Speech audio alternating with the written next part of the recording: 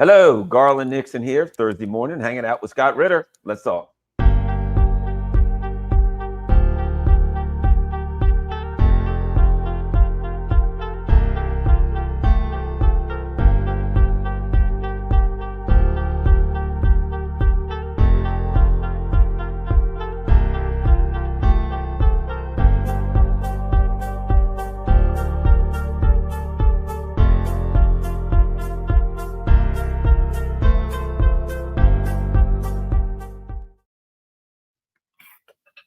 Hello, Garland here, and some may have noticed a bit of a different background, but I'm in my office this morning. Got plenty to do. There are one or two things going on in the news, but don't forget, important thing here, go to scottritter.com. That's scottritter.com.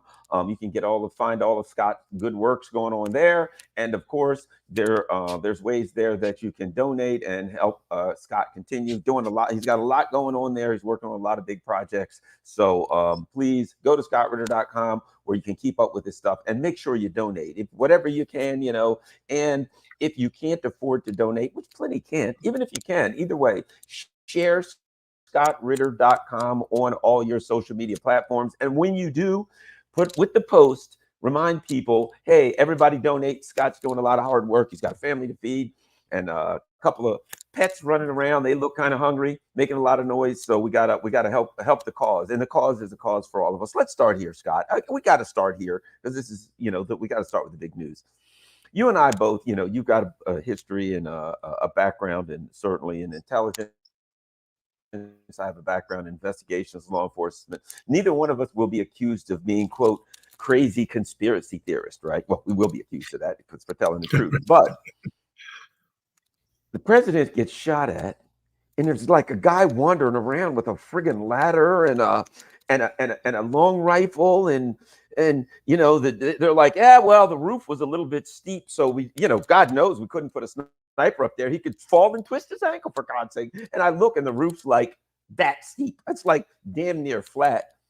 You got to look at that and say it's a bad look. You know what I mean? All the way around. And then they come out. This is what really makes the Biden administration and the intelligence community, they just embarrass themselves. And then they come out and say, yeah, we had intelligence that Iran was going to put a hit on Trump. So we beefed up the security. And I'm thinking, well, nobody believes that, number one. Like, oh, yes, Iran, they want Biden to continue, right? And if that's beefed up security, you should be embarrassed to even anyway say we beefed up, because that supposedly was beefed up security. Anyway, just some comments on that, Scott, before we get going on foreign policy. Well, let me just start off about the Iranian intelligence. Look, the U.S. intelligence, the danger of politicization of intelligence is that you destroy the credibility of the intelligence community forever.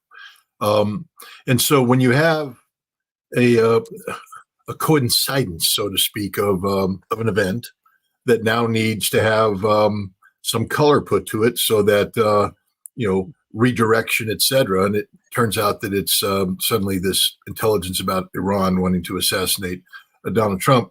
If your red BS flag doesn't immediately go up, there's something wrong. Again, I'm not in the intelligence community right now. I don't pretend to know everything about it, but I was around for a while and fairly well plugged in. There's nothing about this report that makes any sense, and it just seems to me to be an absolute. It's the kind of information that that the intelligence senior management says we need to get something out now about a threat to the president. What do you got? And people are going, well, we after Soleimani, the Iranians said that they were going to exact their revenge, and we've been following political statements from Iranian leaders, and so we've put together a theoretical assessment of what that could be. Release it, and that's it. They don't have. I can guarantee you, they don't have hard intelligence on this. I guarantee you, they don't have hard intelligence. Why do I guarantee you they don't have hard intelligence? Because they're talking about it. All right. Right. So there it is right there, ladies and gentlemen. Just be certain that what you were told is not hard intelligence. It's purely an assessment that's coming from a politicized intelligence service that no longer has credibility and should no longer be treated as having credibility. And that's dangerous, because at some point in time, we are going to have a real threat manifest itself, and the intelligence community is going to be trying to alert, and we're not going to trust them because they don't deserve to be trusted ever again. So take the Iranian thing and get rid of it. As to the Secret Service and everything, this is not an accident. This is not a mistake. This is a deliberate breakdown in the system. That's my take. Now, I'm recognize that there's an investigation that needs to be had. I can tell you that any investigation that will be had that's directed by the Department of Homeland Security in these politicized times cannot be trusted. Any investigation that involves the FBI's National Security Division, given their history of animosity against hostility against Donald Trump, Crossfire Hurricane 2016, a manufactured case deliberately designed to keep Trump from entering the White House because FBI National Security Division people deemed him to be a threat to American democracy. That it can't be trusted. We need to start an investigation. And I've called for Congress to, my solution is for Congress basically to each senatorial delegation and House delegation goes back to their respective governors and say, we're forming a commission. I want you to give us your top law enforcement officer backed up by your top investigator from your state police apparatus or your Bureau of Investigation apparatus. And we're going to form a delegation of states, and we're going to investigate that. And we're treating the Secret Service as a potential suspect. We're treating everybody. The Secret Service at this point in time must be treated as a potential suspect. Now, you're innocent until proven guilty, but the Secret Service should be considered a suspect and treated in that way. And so should the local law enforcement. Pennsylvania State Police were there. Anybody who was involved in this incident must be treated as a potential suspect because this was not an accident. This was not a mistake. That's how the premise of any investigation must be. Now, if it turns out, if all these people come together and they put all the pieces together and they go, looks like it was an accident, looks like it was an honest mistake, at least maybe I'll trust that conclusion. But I'm not going to trust a conclusion coming from the Secret Service, Department of Homeland Security, and the FBI that says this was an accident, this was a mistake. No, it wasn't. And I know that can't happen under any you literally you can't come up with a scenario where that happened and it's an accident. That kid didn't do what he did without anybody trying to help him. And I don't trust the FBI on the phone. Where's the people checking the FBI? Because we have other cases where the FBI makes things disappear, where the FBI, we lost the information. Okay, no, you're done, FBI. We don't have the Seth. Yeah, we don't have the Seth Rich laptop. Can you hear me? Yeah. Seth Rich's information. We don't have the Seth Rich laptop until we do have it. We don't know what the Hunter Biden laptop. Never heard of it until we have to admit that until it is. Oh, you mean the shooter's cell phone had encrypted communications with marksmanship coaches? I'm not saying it does, but I'm saying, how do we know? It's on a phone controlled by the FBI, which hates Donald Trump and has actively conspired to bring Donald Trump down. So, no, we need a absolute independent investigation into this because I don't trust the Secret Service. I don't trust the Department of Homeland Security. I don't trust the FBI. Yeah, I'm with you there. All right, so let's go to foreign policy. Let's start here.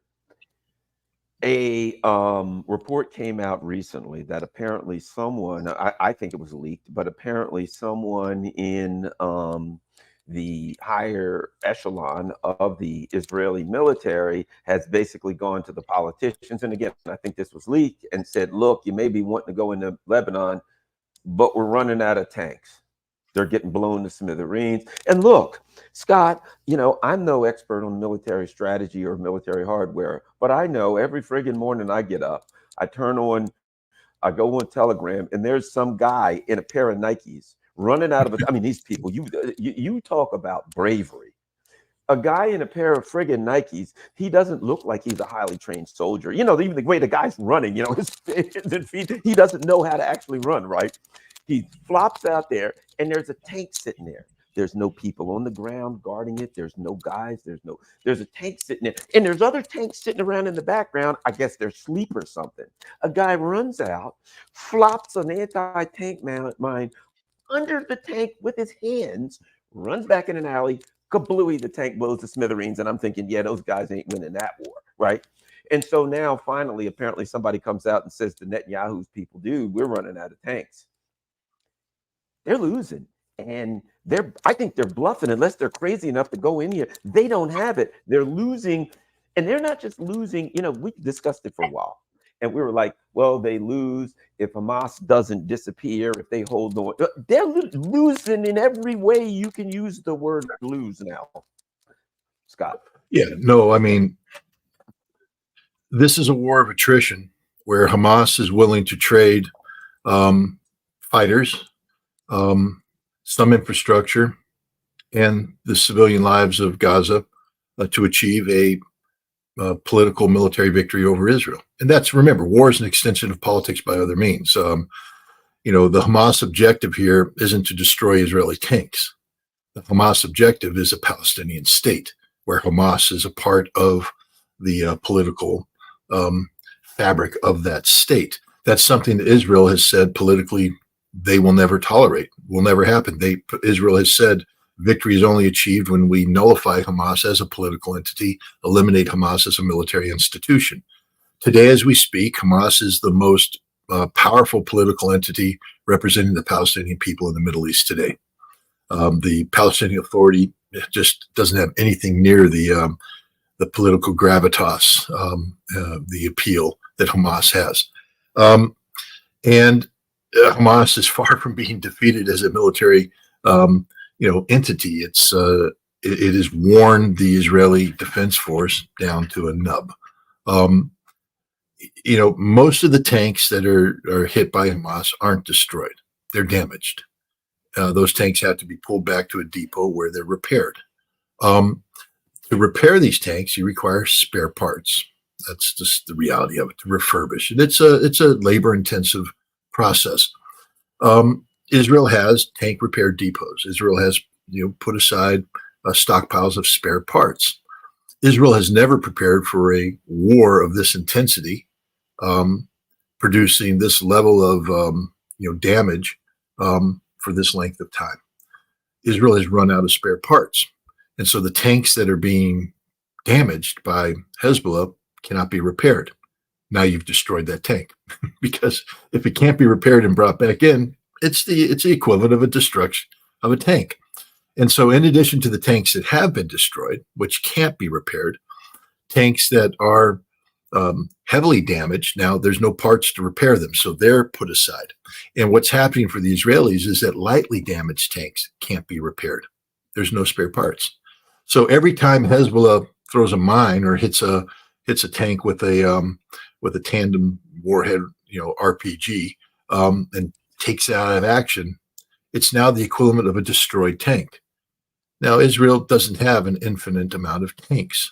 And so what they're seeing is the backbone of whatever offensive strike capacity they were looking to project into Hezbollah is gone. And if you don't want to start a fight with Hezbollah with whatever tank force you have, and within a week have no more tanks. That's a losing proposition. We haven't even gotten into air defense, the Iron Dome, the missiles hitting the Air Force, et cetera, like that. The IDF cannot physically do what Netanyahu wants it to do in Lebanon. And it's not just about projecting power into Lebanon, driving Hezbollah back to the Litani River line. It's about defending Israel, because Hezbollah isn't going to just sit there and get hit by Israel. Hezbollah has said, we're coming after you. Hezbollah will challenge Israel for control of northern Israel. Hezbollah will be fighting the Israelis in every town, every village in northern Israel. Hezbollah will seek to capture the Galilee, to sever the Golan, which means Israel now will not only have to fight the fight in Litani, but they have to fight a rear action fight. Requires military with equipment, equipment they don't have anymore, ammunition they don't have anymore, men who are exhausted. Remember, these men aren't coming into this thing fresh. These are men who have been worn down to enough. Ask yourself, Garland, why the IDF soldiers are sleeping in their tanks. Because they're exhausted. Because their fight for survival inside Gaza is a 24-hour fight. They are always on edge because you never know when the ant is coming out of the anthill. And the ant is going to come running at you with an anti-tank mine and slap it under. And you're there, you're on edge, you're on edge, you're on edge, you're on edge, you're on edge, you're on edge, you're on edge. Boom, you're dead. And that's just the reality of it. These soldiers who aren't very good to begin with. I keep picking on the IDF because they deserve to be picked on. They're not very good to begin with. It's a conscript-based military. There's only so much you can do with them. They have an over-reliance on technology.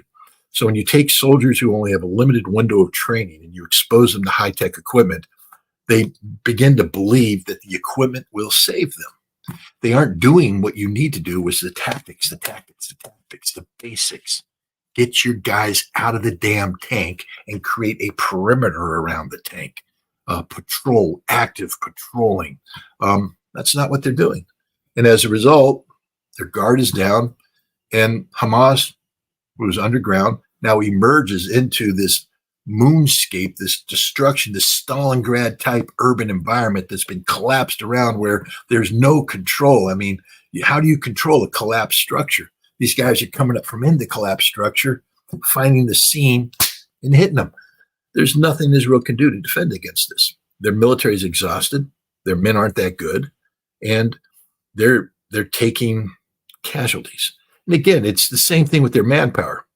You're not seeing we're seeing a high death count, but it's not an outlandish death count because the technology protects the soldiers.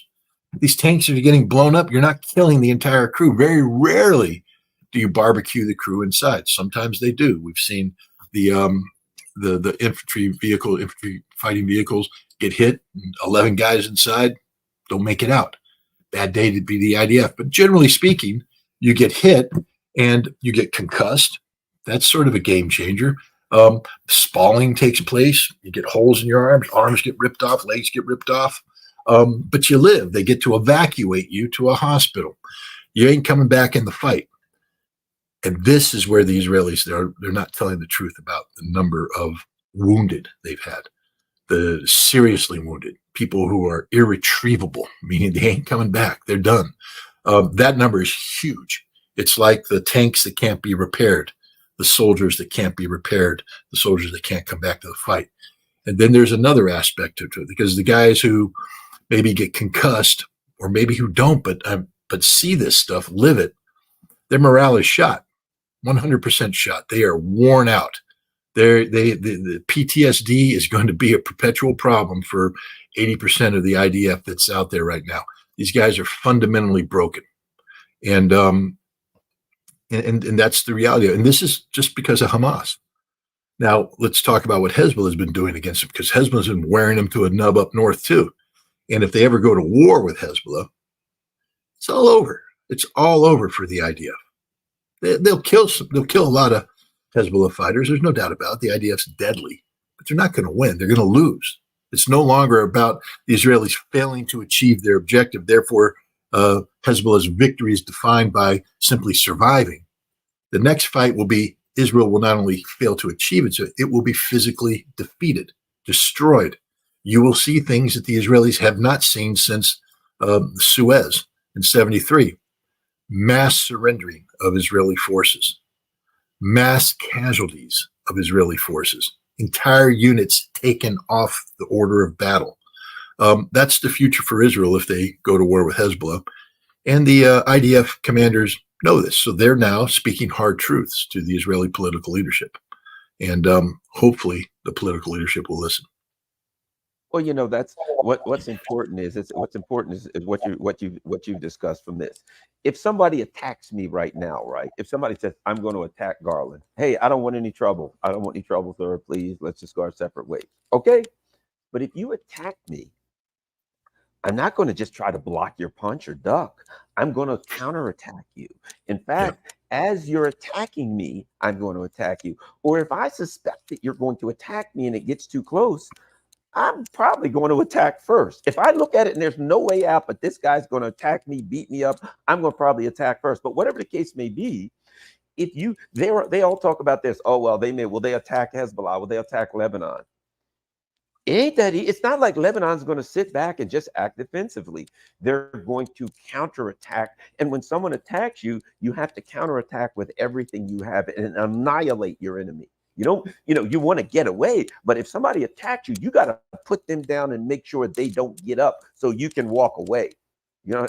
So if they were to attack, we've already seen they keep flying these drones over Israel. I keep seeing drone footage, and the drone pretty much points to every spot, every vulnerable asset that Israel has, and they're sending a message, dude, we don't want trouble. But we have the missile capability. We have the targeting capability. At this point, it's suicide. And I think Israel wants to drag the U.S. into this thing, but they get struck so hard and so fast. Where did they go from that? The war is lost.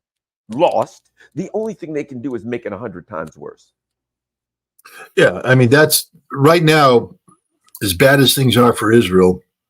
And I believe actually that Israel's been fatally wounded. I don't think Israel survives in the long term, but that's a different discussion. Right now, Israel will be able to manage its demise, meaning that it's not going to be rapid. It's not going to be precipitous.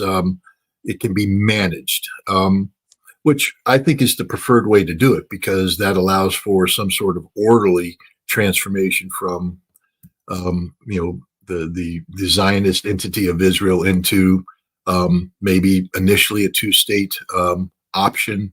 But Israel can't survive as two-state option, and eventually there will be flight of population. And when Israel gets down to a certain number of people, the basic demographics dictate a one-state solution, where whatever Jewish population decides to remain will be absorbed into a greater Palestinian state where Muslims, Jews, and Christians hopefully learn to live in peace and harmony. But the concept of this singular Zionist entity, I believe it's been fatally wounded. But it can be put down.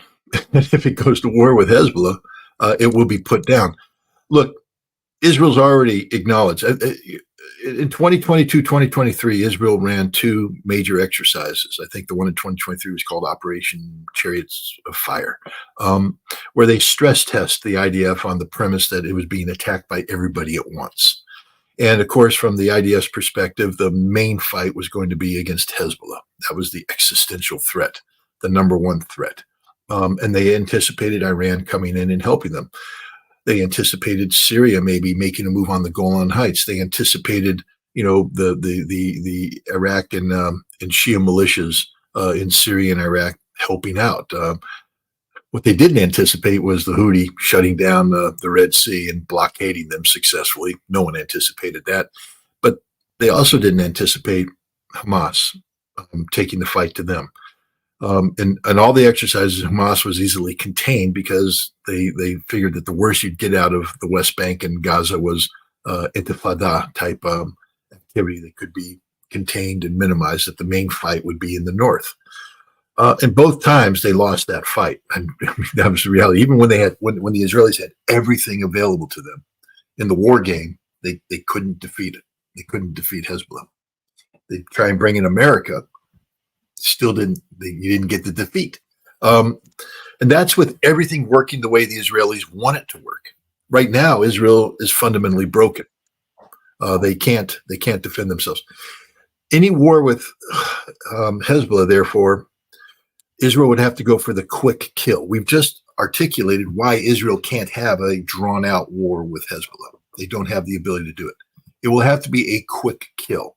Israel will have to come in with everything it has, overwhelming firepower, in hopes that they break Hezbollah politically and militarily very soon. Hezbollah knows this. So Hezbollah is geared to not just immediately counterpunch, but to preempt any Israeli effort. What's going to happen is you're going to have two sides that recognize that they have to, the side that gets fire superiority over the other side first will win this war. So Israel's job is to come in with its air force predominantly and bomb the living hell out of everything. Israel said they're going to use weapons that have never been used before of unprecedented power. Who knows what that means? They're going to come in and they're going to be hitting. Hezbollah needs to take the Israeli air bases out of the mix because as you take an air base out, the airplanes aren't hitting you. So it's going to be this massive fire back and forth, missiles pouring in, everything they got. There will be no holds barred in the initiation of this. And the side that gets the other side to flinch first, to blink, to stop throwing punches and start defending is the side that's going to win. And the Hezbollah understands that they're at a greater risk if they let the Israelis land the first punch. If they sit there and say, okay, we're going to watch Israel build up and we're going to let them hit the first punch. No matter how well prepared Hezbollah is, that first punch is going to be a big punch. And so Hezbollah has said, if we see you starting to get ready, we're going to hit you first. And the first punch we throw is going to be everything. It's not going to be a jab. It's not going to be dancing around. It is, you're coming in with a haymaker while they're not looking, and you're just trying to take them out with one punch. And that's what Hezbollah, they're going to come in and they're going to take everything out at once and then keep it going until Israel no longer exists. Once they start, they're not stopping until Israel is destroyed. That's the future. And my money's on Hezbollah. My money's not on Israel. Hezbollah has shown that it can collect the intelligence. They know where all these targets are. It's not guesswork. They have the precision missiles to strike. They have the numbers necessary to sustain. Israel won't win this fight. Israel will not only fail to defeat Hezbollah, Israel will be physically destroyed because of this. And I don't just mean their military. I mean Israel. Israel will be occupied. When the fight ends, Hezbollah will control the northern third of Israel. That's my assessment. And as Israel collapses, who knows what other jackals will jump in on this show. Hamas ain't defeated. And if you don't think for a second, as Israel diverts forces up to the north to take care of the emergency that's emerging there as their army is annihilated, that Hamas isn't going to come out of the anthills and make a move on the south. What about Egypt? Is Egypt going to sit there and say, hey, guys, this is the chance? Who knows? I mean, the point is, it'll be over for Israel. So it'll be a rapid defeat of Israel. And Netanyahu has to think about this because right now he can preserve, I believe, a viable Jewish entity in the Middle East as part of a larger Palestinian state. But if Israel gets in the business of being destroyed, not too many people are going to be interested in suddenly giving a damn about what the future of Jews in the Middle East is. It's over for Israel, and it's over for the Zionists. So that's my assessment in a nutshell.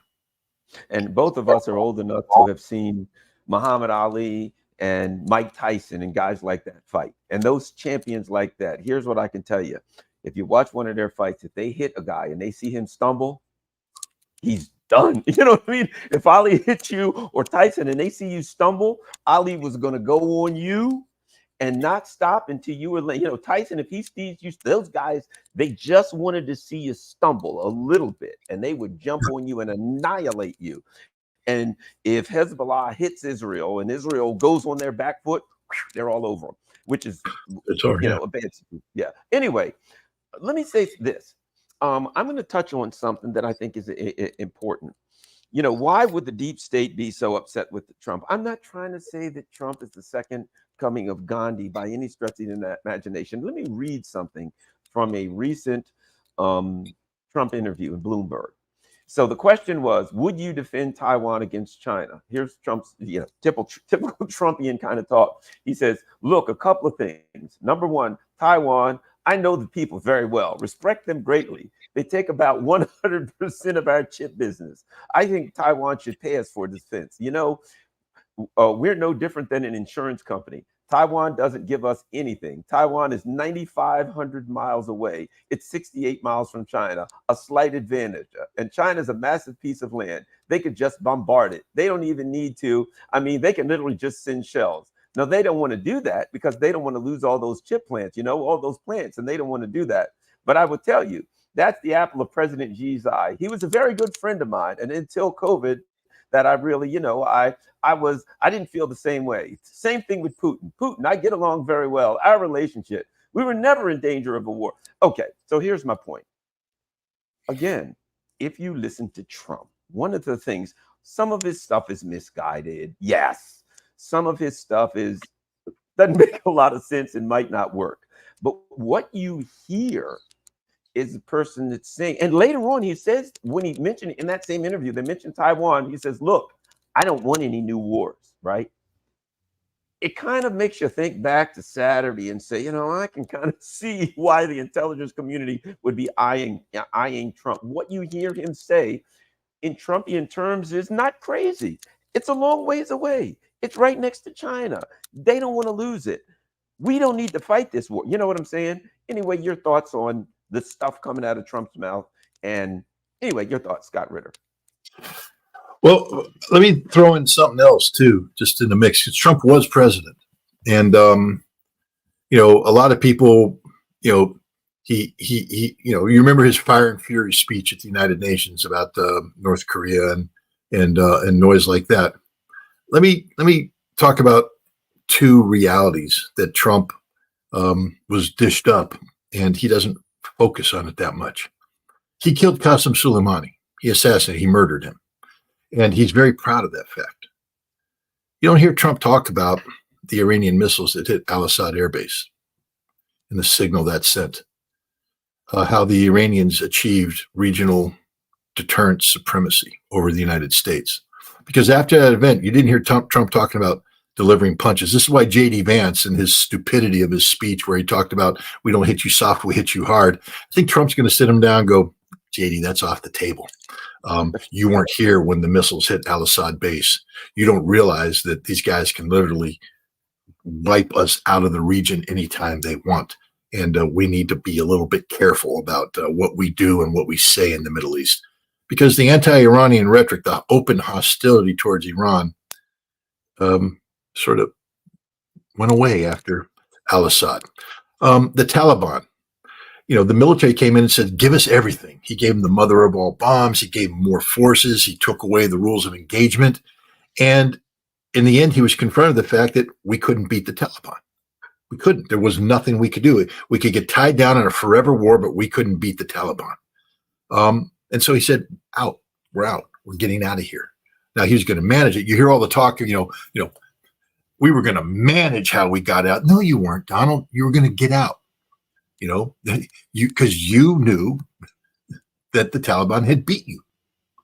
See, Trump understands there's limits to what America can do. Now, he can't articulate that when he's, being Mr., I'm going to be the most powerful. But he knows. He's not Trump of 2016 where he didn't know. He's the Trump of today who knows that there are limits to what America can and can't do. And he's a man who can't be defeated. And what I mean by that is that he won't be defeated because if he gets involved in a fight, if he gets involved in a fight in Taiwan, he's going to lose. And he knows that. If he gets in a fight with Russia over Ukraine, he's going to lose. And he knows that. So he's going to avoid those fights. That's how I assess him. Not because he's the greatest leader in the world. Look, he's a narcissist. And a narcissist can't allow bad aura around you. And, Xi Jinping and Vladimir Putin, they know this. They know Donald Trump. I mean, for all of Donald Trump I've met, well, Xi Jinping goes, I've met Donald Trump. I know who he is. I've got my intelligence people giving me the psychological assessments. Putin's the same way. Yeah, I met him. Remember the meeting in Helsinki? Okay, you're a cop. Body language is something you study. You've been taught that. What was the body language coming out of that private meeting when they both came walking out to the platform? They got one guy. His name was Vladimir Putin. You have another guy, and his name was Donald Trump. Reality. The reality is Trump doesn't dominate these people. He doesn't dominate Xi Jinping. He doesn't dominate Putin. They aren't looking for conflicts either. I do believe that Trump is a transactional presidency, and he will be looking for the deal. And this time, he's a one-term president. I think he's going to get a MAGA-controlled Senate and Congress that's going to back deals that he may cut to avoid getting America involved in these conflicts. I think his presidency is going to be very bad for Taiwan. I think his presidency is going to be very bad for Ukraine from the perspective of Taiwan nationalists and Ukraine nationalists. I think it's going to be very good for Taiwan because he's going to avoid a war. And I think it's going to be good for Ukraine because he's going to bring that war to an end. He's not going to do it by, as he says, the bluster. I'm going to pick up the phone and I'm going to give Putin a deal he can't refuse. No, you're not the Godfather. Putin doesn't care.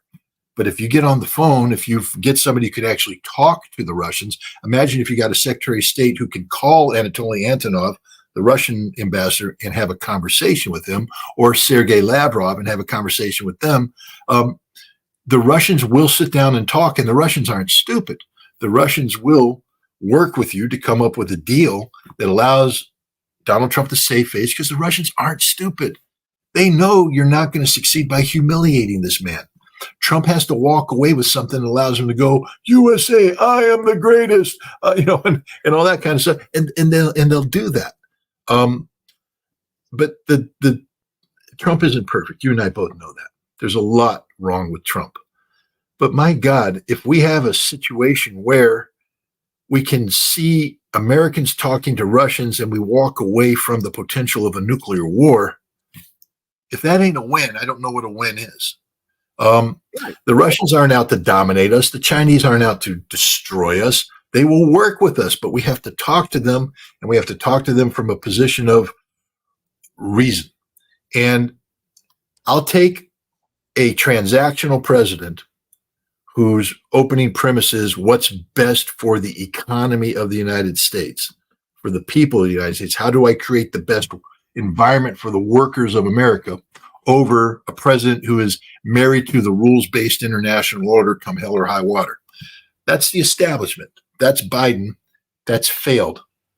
There's no guarantee Trump is going to succeed, especially because he's Trump and he can screw things up in a heartbeat. The Russians are worried about him because they say, I've been told this by several people, predictability is something they really like. Most people who are looking for global stability are looking for predictability. Joe Biden is predictable. They know what they're getting. It's not going to be good what they're getting, but it's predictable, and it allows them to construct policies that contain the problem of America. Trump is unpredictable. And so the Russians are coming in. They don't know where these negotiations are going. They don't know what the outcome is. This is not ideal for all the people saying Putin wants Trump in there. I'm telling you right now, Putin does not want Trump because Trump is unpredictable. Russia's winning right now. If you don't understand that, you don't know anything. It's not like Russia's losing, desperate for an American president to come in and pull their ass out of the fire. Excuse my language. Russia's winning. And so they're like, keep Biden in. We got this under control. We own this one. Trump comes in and wanting to solve a problem that Russia's winning. That's unpredictable. That's instability. That's bad. They're going to have to sit down with this guy because he's going to say, I want to talk. And they're going to have to listen to him. And then they have to say, God almighty, we got to do something. It may or may not work because Trump is, you don't know Trump. The man's all over the place. But from my perspective, I believe that if Biden stays on as the president of the United States, we will have a nuclear war with Russia. Oh, we're done. I agree. It's Against somebody. 2026. Somebody for sure. We're done. 2026. I've said this. If the Blinken-Sullivan team wins, forget Biden, he's kind of pretty much toast. I've said this. If the Blinken-Sullivan team wins, there's no way we survive another 4 years of that. It's over. The world doesn't survive. We're done. We might as well enjoy yourself, go fishing, have some fun, because your days are numbered. Blinken-Sullivan. The New START treaty expires February 4th, 2026. We don't have any arms control at that point in time. The INF treaty, Trump pulled us out. Remember, Mr. Unpredictable. And we're both sides are deploying nuclear capable hypersonic intermediate range missiles into Europe in 2026. 2026 is the year of nuclear war. You can bank on it. By the summer of 2026, the world will end, unless we do something to stop it. And again, I believe Biden won't reverse course, and neither will the establishment, because this is what they want. Trump can come in and stop the deployment of the Dark Eagle system into Europe. He can do that. It's part of a transaction that has the Russians not building and deploying their intermediate nuclear forces treaty. Who knows? When Trump pulled out of the JCPOA, the Joint Comprehensive Plan of Action, the Iran nuclear deal, what he kept saying is, I don't like that deal. I want to make a better deal. I want to make a better deal. Now, the Iranians weren't having any of that. But now if he comes back to the Russians and says, okay, I know I pulled out of the INF treaty, but now we have this problem. Let's make a better deal. You see, Trump is the transactional guy. Maybe they can, maybe they won't. But I'd rather have, maybe we might have a chance of resolving the problems that will lead to the inevitability of a nuclear conflict in 2026 over, we're going to die. Because if you vote for Joe Biden, I'm just straight up telling this right now. I know there's people out there. What about abortion? What about this? That's all important. That's all the domestic issues are critically important. Climate change, none of it matters when you're dead. None of it matters when you're dead. And if you vote for Joe Biden and he wins, you are going to die in 2026. That is a 100% certainty. Vegas odd makers would back me up once I explained all the factors to them. We are lowering the threshold for the use of nuclear weapons. We are going into a nuclear arms race with the most destabilizing category of weapons, intermediate nuclear range weapons, deployed to Europe, which is the hot spot where tensions are high, where nobody's backing down. Everybody's describing it as an existential crisis. We're talking about putting B-61 bombs on operational standby alert. That means that every time an F-35 or F-16 aircraft takes off from a NATO airfield, Russia must treat it as an immediate existential threat because it might be carrying one of these operational bombs. We have Dark Eagle coming in. When it's fired, it hits Moscow in 7 minutes or less. No reaction time, which means Russia now has to put everything on hair trigger alert. Everything. And one mistake, one hiccup. And what makes you think Europe today is full of people who don't make mistakes? What makes you think the United States is incapable of mistake? One mistake, misjudgment, one miscalculation, and Russia will preempt because they have to. They can't sit there and say, let them hit us first. Russia will preempt. And Russian preemption isn't going to be limited. It's going to be everything. Hitting the panic button, it's all in, and it's over. That's the direction we're heading. 100% certainty of global nuclear annihilation if Joe Biden gets reelected and you vote for him and he gets reelected. The only chance we have is for a candidate to say, I want to put a stop to this, that I want to talk to the Russians, that I'm going to eliminate the policy of strategic defeating Russia. We no longer are seeking the strategic defeat of Russia. That's a prerequisite, by the way, because the Russians aren't going to talk to us about nuclear disarmament so long as we want to strategically defeat them, because the one thing that prevents our strategic defeat of Russia is its nuclear arsenal. So we have to walk away from that policy. We have to articulate sound policies that seek a new European security framework, stability, peace, etc. And then we have to talk about the Russians, about getting rid of the game we're playing, Russian roulette. 6 chambers, but this ain't 1 or 2 bullets, ladies and gentlemen. We've jammed 6 bullets into every There's no empty. When it goes, there's no click. It's boom. That's it. We're all going to die. And if you don't believe that, enjoy life. You got 2 more years, less than 2 years. Enjoy it. Empty your bank account, fly around the world, and then come the summer of 2026, You'll find a place where you can sit back, drink a cold beer, and watch the world die. Play the evergreen song Santa Monica, because that's what it's going to be about. Watching the world die. I am 100% in agree with everything you said, Scott. 100% in agreement. And for some time, I've said Biden that the world cannot survive a second term of Blinken Sullivan, because let's face it, if you've been paying attention, Biden is not in the middle of this thing. Biden is not making any decisions. Biden is not involved in the conversation. And if he was, it wouldn't be any better, because he thinks like these lunatics. Last question. Got a few more minutes here. The current state of affairs on the battlefield in Ukraine, Scott. Let me just start, because everybody's like, Scott, you've been calling for the collapse of the Ukrainian army forever, and it hasn't collapsed. I don't know. What if I was in World War II, and after the Battle of Kursk, where I saw the Germans deplete their strategic reserves, their defense industry could never be able to reconstitute what was lost, and the Soviets were, maintained their strength and had the initiative now.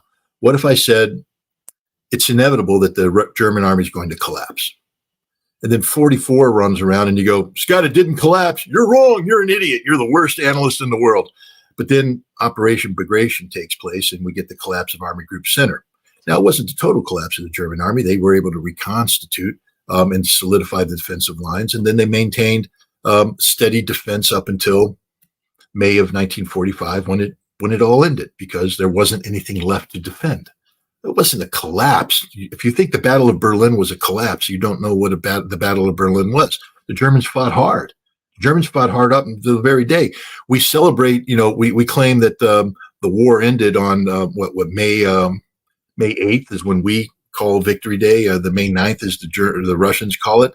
But you do know that Battle Group Steiner, almost 1 million heavily armed Germans, were still actively fighting the Russians in Czechoslovakia, withdrawing from Prague because they didn't want to be taken prisoner by the Russians. So they were fighting their way to get to the American line. And they continued fighting up until May 11th and 12th. And when I say fighting, I'm talking about daily combat with tens of thousands of dead people. So that was the German army, the defeated German army. When you look at the American battle again in Europe, our bloodiest month wasn't D-Day, the invasion of Normandy, or June, July, the Battle of Falaise Pocket, nope. Cobra, nope. How about December 44, January 45, Battle of the Bulge, nope. The deadliest month was April 1945, the last full month of the war, when the German army was defeated, when it had collapsed. Why? Because the Germans continued to have cohesive defensive capabilities that required the Americans to close with and destroy through firepower maneuver. And they fought till the bitter end. And they killed more Americans in that month than any other month of the war. But America won. Germany, it was easy to predict the defeat of Germany once we got into Normandy. It was inevitable. This is where we are with the Ukrainians. Ladies and gentlemen, they can't win. They can't win. It's militarily impossible for them to turn this around. At the NATO summit, we had the NATO members admit that they simply can't supply Ukraine with that which they need to sustain this fight. The Russians, on the other hand, are getting everything they need. Their military strength is growing by the day. It's a deadly fight. I mean, you can become addicted to Telegram videos. You get on there and you got the Ukrainian Telegram channels showing them popping off Russian soldiers, and you got the Russian Telegram channel showing them popping off Ukrainians. And if you just watch that, you go, oh, the Russians are dominating. Oh, the Ukrainians are dominating. Well, go to Zaporizhia front right now. The Russians are, getting the shit kicked out. I can't say that. Getting the heck kicked out of them in Zaporizhia front. Why? Because the Ukrainians have momentary drone dominance. The Russians can't attack. If they try to attack, they literally get popped off by the Ukrainians as they attempt to push forward. Their troops in the forward edge of the battlefield are living in fear of Ukrainian drones coming down and killing them. And the Ukrainians are killing a whole bunch of Russians there, a whole bunch. But nevertheless, the Russians were able, around Uladar, it's very difficult, but the Russians were able to move a little bit to the north and get a breakthrough up there because they have more forces, more capability. They were able to achieve dominance, breakthrough. Now they're outflanking Uladar, and they're going to solve the drone problem eventually, and the Ukrainians are going to have to be pushed back. It's going to cost the Russians a lot of guys, but it's costing the Ukrainians troops they can't replace. This is literally the Wilderness Campaign. This is the campaign Grant versus Lee, 1864, where the Confederates won just about every battle on the ground, but had to withdraw because they couldn't replace the troops. The Ukrainians are fighting hard. In certain areas, the Ukrainians are achieving tactical victories, tactical success on the ground. But the price they're paying means that tactical success is an operational defeat, which leads to strategic failure. The Russians are winning in more places than they're losing. The pressure being placed on the Ukrainians is overwhelming. The Ukrainians are talking about committing all these resources to fight north of Kharkov, in Volchansk, and elsewhere. But what they're not saying is at the same time, normally when you had something like that, the Russians might be able to put pressure on you in 1 or 2 or 3 other places on the battlefield.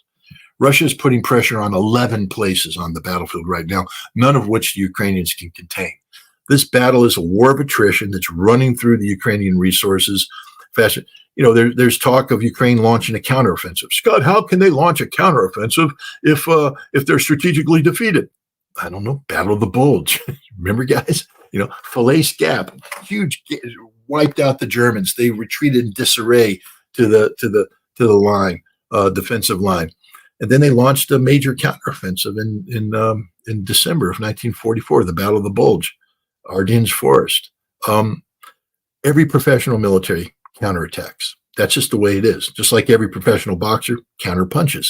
The whole thing in the military, and the Ukrainians are a professional military, is when you're attacked and you're pushed out of an objective, the weakest the attacker is going to be is at that point, because they just attacked. Offensive operation, very difficult.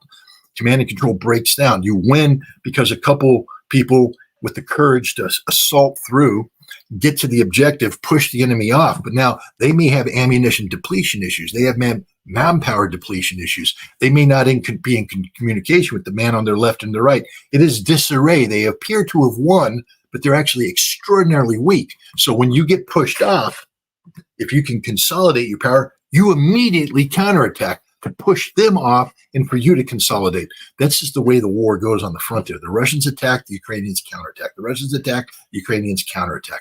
That's just the way it is. Ukraine will launch a counterattack, and they'll lose. They'll all be killed, and they'll lose. The trajectory of this conflict leads to one unescapable reality, that Ukraine has lost the military phase of this. There's no miracle weapon. The F-16s aren't going to solve anything. Infusion of money isn't going to solve anything. What money? Germany just cut the amount of money they're giving Ukrainians by 50%. This is the reality. Europe can't sustain this. NATO can't sustain this. Russia can sustain this. And so that's the direction we're heading. War is an extension of politics by other means. Now we're looking for a political conclusion to this disaster for Ukraine. And the Russians have said, if you continue to want to play this out on the battlefield, the political solution will be very bad for you. Viktor Orban has been traveling around trying to generate support for and negotiate it in. Russia has been supportive of this effort, not because they're weak, but because Russia understands that if you can achieve your objective through diplomacy, then there's no need to sacrifice Russian military lives. And the Russians have said the terms of conflict termination are going to be very dire. I mean, I heard Lavrov say something the other day that for the first time leads me to believe that that Odessa and Kharkov may in fact be on the table now, because he said we can't end this conflict with the Ukrainians being in charge of territories where there's a Russian population that they've been attacking. And so that means Odessa, Kharkov, Dnipropetrovsk, these territories are now, I think, at play in the negotiation. Putin put something on the table earlier that said, we'll stop at Kherson, Zaporizhia, Donetsk, and Lugansk. But he said, you have to take it now. If you make us continue this, we're changing the terms. I think the terms have been changed. And Ukraine has no choice but to accept this reality. If they don't, it's going to be a disaster. And I think Europe's looking at the reality that, I mean, you got van der Leyen up there talking, now she's, reelected, reselected leader of the European, Council. And she's out there saying, we're going to build a European institute. Why? Donald Trump's coming. They're seeing the writing on the wall. There's no more blank American check. There's no more let's fund till forever. It's over. It's over. The endless war in Ukraine isn't going to happen. The Ukraine conflict will be resolved, and Europe is going to be left holding this broken, empty bag. Yeah, the other side of it is there's an opportunity for Europe to kind of get back on its feet a little bit, if they can return to get fuel and energy and things like that. One of the things, again, I hate to keep, but we might as well talk about it. One of the things that J.D. Vance said for all of his weaknesses, he said, basically, Europe got screwed out of this. So here's my point on both of them. For all of their weaknesses, we have people now who have no touch whatsoever with reality, right? Those guys, at least they got one foot on the ground. The other one may be in the air, but there's one foot on the ground. If you say Europe, the people that really got screwed out of this, they're being deindustrialized. That's what J.D. Vance said. It's the truth. You know what I mean? If you say, look, hey, Taiwan's a long ways away. What the heck are we doing? Hey, I know Putin. I know Xi. I know these guys, they're tough guys. A friend of mine was telling me the other day, he says, a lot of the rappers like Trump. And I was like, yeah, I know, like I saw 50 Cent, the hip hop. He goes, well, it's the tough guy thing, especially now he's been shot and got down. You know what I mean? There's a lot of people who the tough guy thing works with them. I was a cop. I tell you, the guys that I work with, the tough guy thing works with a lot of people, and you can't fake that out. And now, and even a lot of the rappers, he's been charged. And a lot of rappers are like, yeah, okay, I understand that. You know what I mean? Me too. Charged. You see my rap sheet? Yeah, exactly. The man came after you and you caught a charge. Oh, you got shot at. Yeah, I know about that. Seen some stray bullets flying around my neighborhood. You know what I mean? It's real to some people. It may not even be real, but but at any rate, that's real to some people.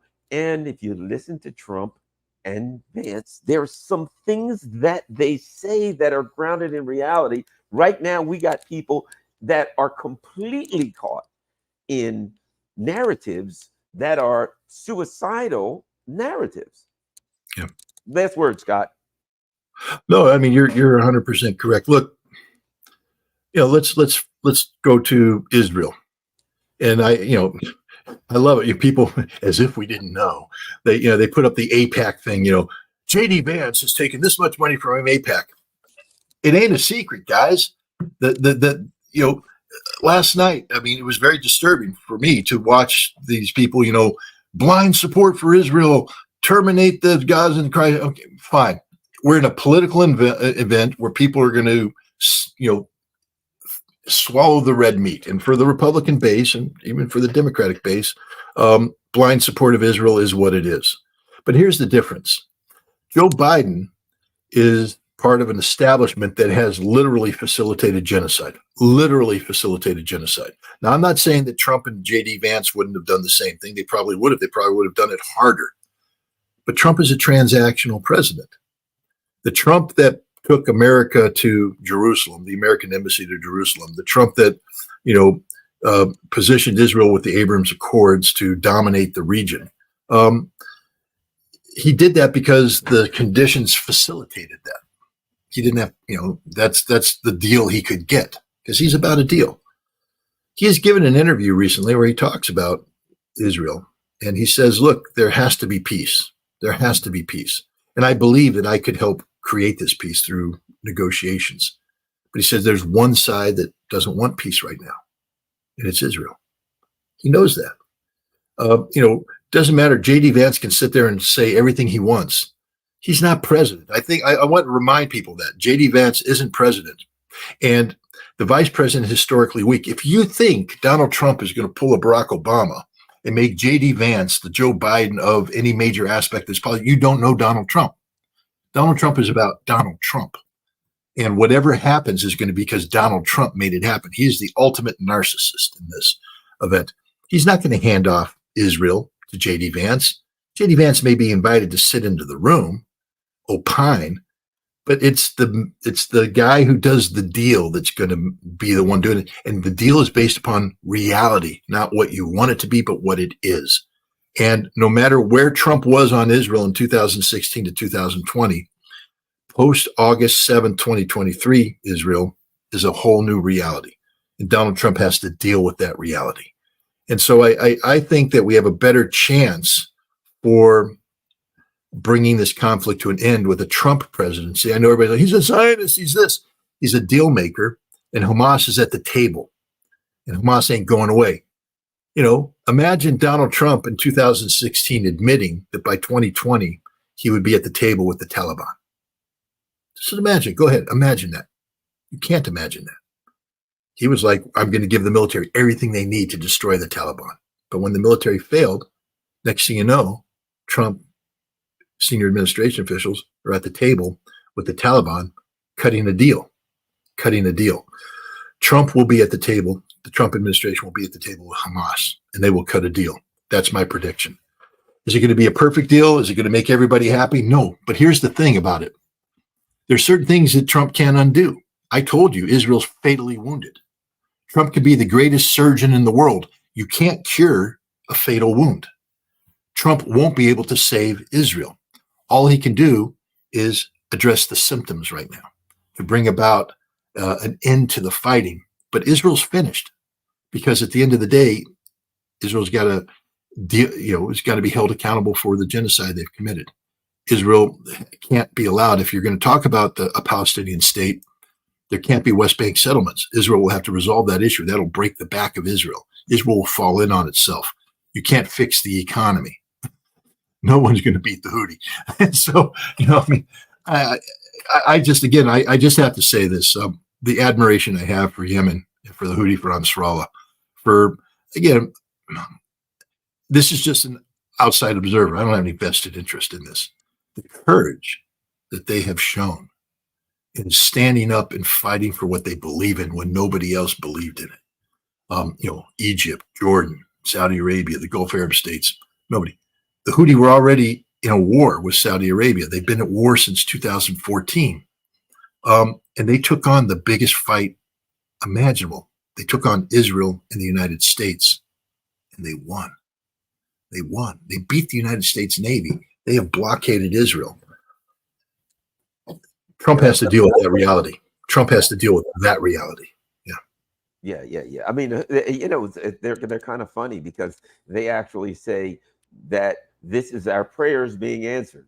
You know what I mean? We were looking for a chance to fight these bastards, basically. You know what I mean? It's kind of funny when you look at it, but it just goes to show. I've read a book by General Diop and called People's War, People's Army, and in that one of the things that he talked about is you can win a war if you have a just cause, right?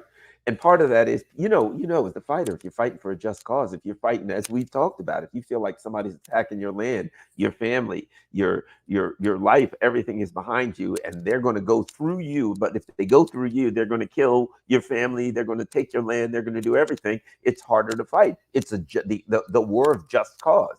What the advantage that the Yemen fighters have is they believe that they're fighting for a just cause, and most people probably agree with them in this world. So to them, it's not a fight to, oh, well, I hope I don't die. I'm trying to make some money. It is, I've got a just cause, and I've got to stand for that just cause, which means they're not going to stop fighting, which means they're bombing. What the hell? They're bombing us. They've been bombed for the last 5, 6, 8 years by. So ultimately, you get a country that says they're fighting for a just cause. You're just not going to beat the guy who's fighting for a just cause. All right, Scott Ritter, don't forget, everybody. And again, this is not Trump is the greatest guy in the world. I think it's more of the Biden is the worst guys in the world. That's what it really is. They're the worst in the world. So, any port in a storm, as they say. All right, Scott, don't forget everything. It's like being confronted with a situation where you go, it's it's 100% chance I'm going to die. 100%. There's no way out of this.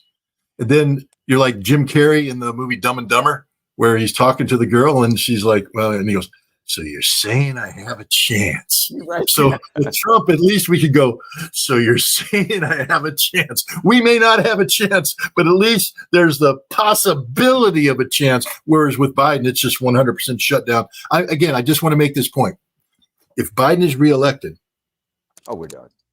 It's a 100% chance of nuclear war in 2026.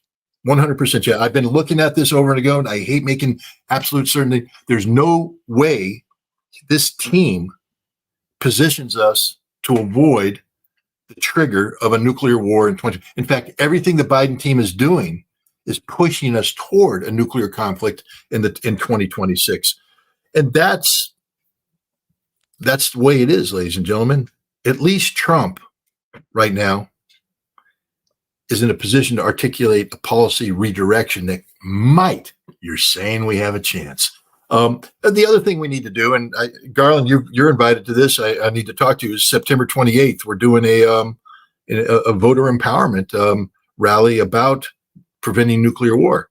And maybe if enough of us come together and say that our vote counts and this issue counts, maybe we can get the Biden administration to articulate a policy that moves us away from war so that your vote won't be a suicidal vote if you vote for Biden. But we can only do that if we make the issue important. Garland agrees with the analysis that we're in trouble if we don't change. I think a lot of other people agree. So September 28th, Garland, you and Wilmer have an invitation. I'll talk to you later about it, but to come up to Kingston, New York and participate in this this anti-nuclear war, pro-peace movement. Sounds good. You know, the analogy I always use is I was a big Star Trek fan, the original Star Trek, right? And it would always go like this: the Klingons or whoever is surrounding them, and Captain Kirk would come up with a plan. We're going to do this, hide behind this planet, use the gravitational field, you know, that kind of stuff. And Scott would and Spock would always say, "But Captain, according to my calculations, your plan only has an 11.6% chance of working." And the Cap would always look at him and say, "You got a better plan, Spock?" And Spock would go, "Scotty, full speed." You know what I mean? It was like, "Hey, you got a better plan?" "No, I'll take 11.6% because we ain't got nothing else." I'm a doctor, not a magician. Yeah. That's it. All right. Thanks a lot, everybody. ScottRitter.com. Don't forget, tell everybody to go to ScottRitter.com where they can follow Scott, where they can get all of his latest work, all of the things that he's doing. They can get his books, etc. But most importantly, they can go there and they can contribute, help Scott keep his work going and do all the things, traveling and bills and all the things he's got to do. We got to help with that. Post that on all your social media platforms. And when you post it, make sure you put a little post up there that says, "Hey, everybody, go there and check out Scott," just like me.